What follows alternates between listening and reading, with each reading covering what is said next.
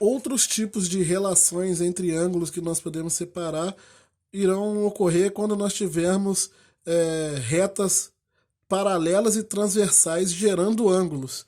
Eu estou aqui com uma situação onde eu possuo duas retas paralelas, que são aquelas retas que não vão se encontrar, né?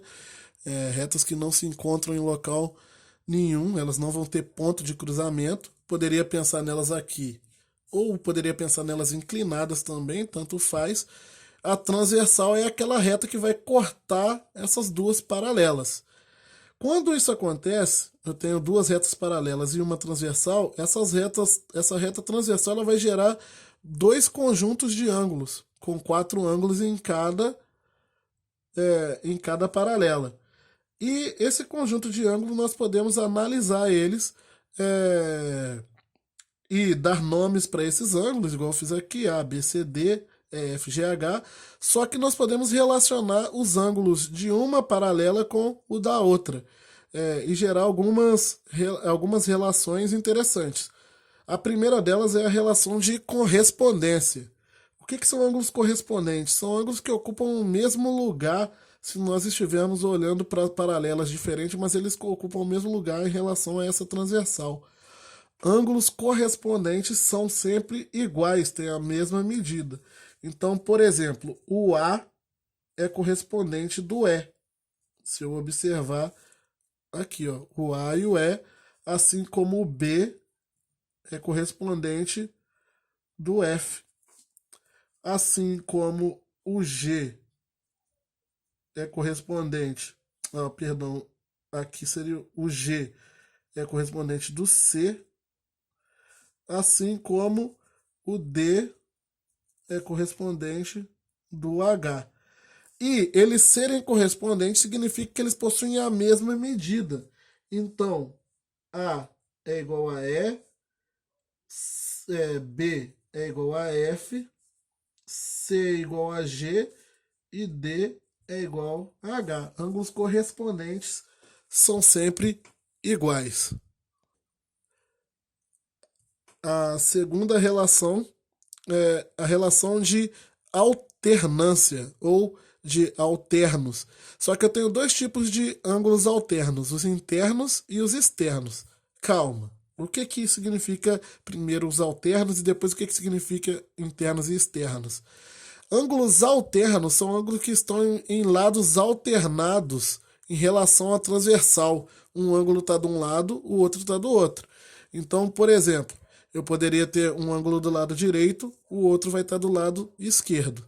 Os alternos e internos são os ângulos que estão no lado de dentro em relação às paralelas. E os externos são os que estão para fora. Então, observe que é o seguinte: alternos e internos seriam esse ângulo e e ou esse ângulo e esse. Esse ângulo é o alterno interno desse e esse ângulo é o alterno interno desse. Os alternos externos são os ângulos que estão alternados em relação à transversal, um de um lado, outro do outro, mas em posições externas em relação às duas paralelas. As paralelas elas geram uma região interna e a outra região externa. Quem são os alternos externos? Seriam esse ângulo e esse ângulo, ou esse ângulo e esse daqui. Seria isso. O C é alterno interno do E, o D é alterno interno do F. O B e o H são alternos externos e o A e o G são alternos externos também.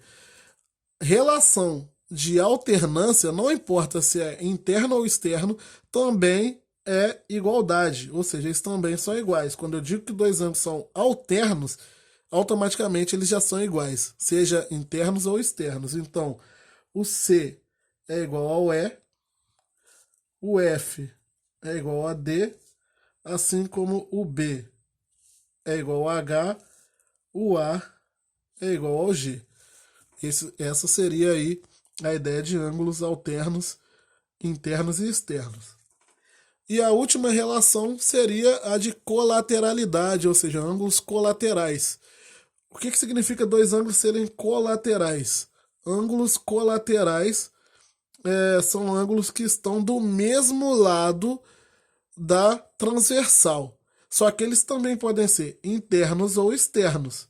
E da mesma forma, os internos é quando eles estão para dentro da paralela, externos é quando eles estão do lado de fora da paralela, das paralelas. Então, quem são os colaterais? Esse ângulo é colateral desse, interno, e esse ângulo é colateral desse. Olha só, se eu olhar aqui a transversal, eles estão do mesmo lado, do esquerdo do direito. E estão internos, dentro da paralela. São aqui na região interna da paralela. Agora, quem está para fora estão do mesmo lado. Esse ângulo é colateral desse, externo, e esse ângulo seria colateral desse, também externos. Seria isso daqui. O D é colateral do E, o C e o F são colaterais, B é colateral do G e o A e o H são colaterais.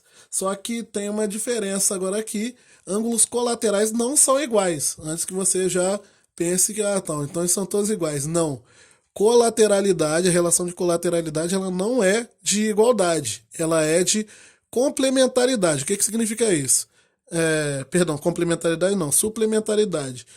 Dois ângulos que são colaterais, não importa se eles são internos ou externos, eles são suplementares. O que significa isso? A soma dos dois é igual a 180 graus. Então, quando eu falo esses ângulos, quando eu consigo olhar para uma figura e observar que eu estou trabalhando com dois ângulos suplementares, esses ângulos eles serão a soma deles igual a 180 graus. Então, se o D é colateral do E, então D mais E é igual a 180, assim como C mais F é igual a 180, assim como o B mais G é igual a 180 graus e o A mais H também é igual a 180 graus. Essas seriam as relações que nós temos para fazer entre ângulos que que são gerados quando eu corto duas paralelas por uma transversal. E nós vamos utilizar isso, gente, não em exercício onde o problema vai te dar essas paralelas. Por exemplo, quando eu estou lá com figuras tipo o retângulo, não, vou pegar uma mais interessante, um paralelogramo. O paralelogramo, não sei se vocês lembram, mas ele é uma figura, é um quadrilátero que possui dois lados paralelos e dois lados transversais aqui também paralelos entre si.